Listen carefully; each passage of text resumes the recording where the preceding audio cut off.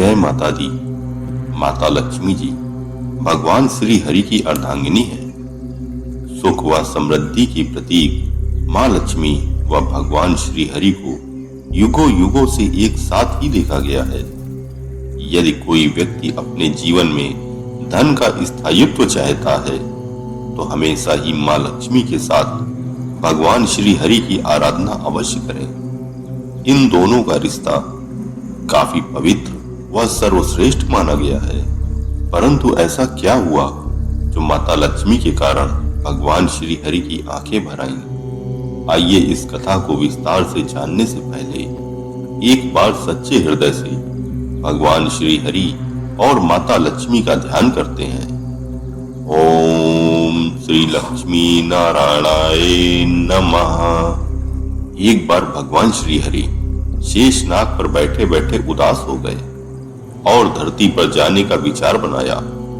धरती पर जाने का मन बनाते ही भगवान श्री हरि जाने की तैयारियों में लग गए।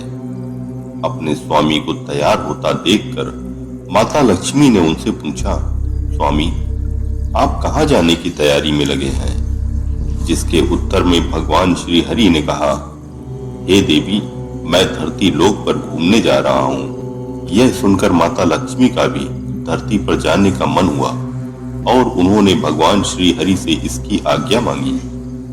माता लक्ष्मी द्वारा प्रार्थना करने पर भगवान श्री हरि बोले, आप मेरे साथ चल सकती हो, लेकिन एक शर्त है, तुम धरती पर पहुंचकर उत्तर दिशा की ओर बिल्कुल मत देखना, तभी मैं तुम्हें अपने साथ लेकर जाऊंगा। यह सुनते ही माता लक्ष्मी ने तुरंत हाँ कह दिया और भगवान विष्णु के साथ धरती लोक जाने के लिए तैयार हो गई। माता लक्ष्मी और भगवान श्री हरि सुबह सुबह धरती पर पहुंच गए। जब वे पहुंचे तब सूर्य देवता उदय ही हो रहे थे। कुछ दिनों पहले ही बरसात हुई थी, इसलिए धरती पर चारों ओर हरियाली ही हरियाली थी। धरती बेहद सुंदर दिख रही थी। अतः माँ लक्ष्मी जी मंत्र मुग्ध होकर धरती के चारों ओर देख रही थी। माँ लक्ष्मी जी भूल गईं कि पति को क्या वचन देकर आई है।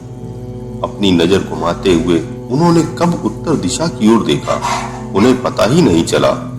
मन ही मन में मुग्ध हुई माता लक्ष्मी ने जब उत्तर दिशा की ओर देखा तो उन्हें एक सुंदर बगीचा नजर आया। उस ओर से भीनी भीनी खुशबू आ रही थी। बगीचे में बहुत ही सुंदर सुंदर फूल खिले थे। फूलों को देखते ही माँ लक्ष्मी जी बिना सोचे समझे उस खेत में चली गईं और एक सुंदर सा फूल तोड़ लाईं। फूल तोड़ने के पश्चात जैसे ही माँ लक्ष्मी भगवान श्री हरि के पास वापस आईं, तब देखा भगवान श्री हरि की आंखों में आंसू थे। माँ लक्ष्मी जी के हाथ में फूल देखकर भगवान श्री हरि ने कहा, कभी भी किसी से बिना पूछे उसका कुछ भी नहीं लेना चाहिए। और साथ ही माँ लक्ष्मी जी को भगवान श्री हरि को दिया हुआ वचन भी याद दिलाया। माँ लक्ष्मी को अपनी भूल का जब आभास हुआ, उन्होंने भगवान श्री विष्णु से इस भूल की क्षमा मांगी। भगवान श्री हरि ने कहा, आपने जो भूल की है उसकी सजा तो आपको अवश्य मिलेगी। जिस माली के खेत से आपने बिना पूछे फूल तोड़ा है, यह एक प्रकार की चोरी है। इसलिए आप 3 वर्षों तक माली के घर में नौकर बनकर रहो। उसके बाद मैं आपको बैकुंठ में वापस बुलाऊंगा। भगवान श्री हरि का आदेश माता लक्ष्मी जी ने चुपचाप सर झुकाकर स्वीकार कर लिया। जिसके बाद माँ लक्ष्मी ने एक गरीब औरत का रूप धारण किया और उस खेत के मालिक के घर गईं। माधव नाम के उस माली का एक झोपड़ा था, जहाँ माधव अपनी पत्नी, 2 बेटे और 3 बेटियों के साथ रहता था। माता लक्ष्मी जी जब एक साधारण औरत बनकर माधव के झोपड़े पर पधारी तो माधव ने पूछा, बहन आप कौन हो? तब माता लक्ष्मी ने कहा, मैं एक गरीब औरत हूँ और मेरी देखभाल करने वाला कोई नहीं है। मैंने कई दिनों से खाना भी नहीं खाया है। मुझे कोई भी काम दे दो, मैं तुम्हारे घर का काम कर लिया करूंगी और इसके बदले में आप मुझे अपने घर के एक कोने में आसरा दे देना। माधव बहुत ही नेक दिल व्यक्ति था। उसे दया आ गई।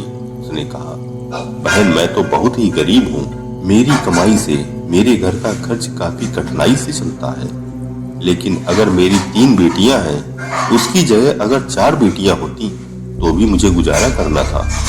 अगर आप मेरी बेटी बनकर और जैसा रूखा सूखा हम खाते हैं उसमें खुश रह सकती हो तो बेटी अंदर आ जाओ।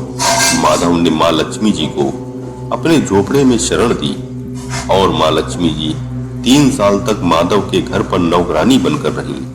कथा के अनुसार कहा जाता है कि जिस दिन माँ लक्ष्मी जी माधव के घर में आई थी, उसके दूसरे दिन ही माधव को फूलों से इतनी आमदनी हुई कि शाम को उसने एक गाय खरीद ली और धीरे धीरे माधव ने जमीन खरीद ली और सबने अच्छे अच्छे कपड़े भी बनवा लिए।